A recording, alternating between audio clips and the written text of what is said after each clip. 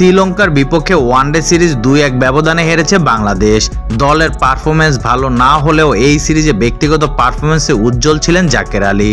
সেটির প্রভাব পড়েছে তার র্যাঙ্কিংয়ে। প্রথম ম্যাচে 64 বলে 51 রান করেন জাকের। দ্বিতীয় ম্যাচে তার ব্যাট থেকে এসেছে 24 রান। আর সিরিজের শেষ ম্যাচে 27 রান করেন এই উইকেটকিপার ব্যাটার। এমন পারফরমেন্সের র্যাঙ্কিংয়ে 32 ধাপ এগিয়েছেন তিনি। ফলে এখন 59 নম্বরে অবস্থান করছেন জাকের। ব্যাটারদের তালিকায় উন্নতি করেছেন তাওহিদ হৃদয়ও। সিরিজের শুরুটা ভালো হয়নি হৃদয়ের, তবে শেষ 2 ম্যাচে দারুণ ব্যাটিং করেছেন তিনি। টানা 50 পেয়েছেন।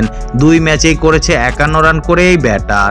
এছাড়া প্রথম ম্যাচে 61 বলে 62 রানের ইনিংস খেলেন তানজিম হাসান তামিম, এগিয়েছে 19 ধাপ। তিনি বর্তমানে আছে 85 নম্বরে। তবে পিছিয়েছে লিটন দাস ও নাজমুল হোসেন শান্ত। 8 ধাপ পিছিয়ে লিটন আছে 78 নম্বরে, আর শান্ত 6 ধাপ পিছিয়ে আছে 34 নম্বরে। বোলারদের র্যাঙ্কিংয়ে উন্নতি করেছে তানজিম হাসান সাকিব।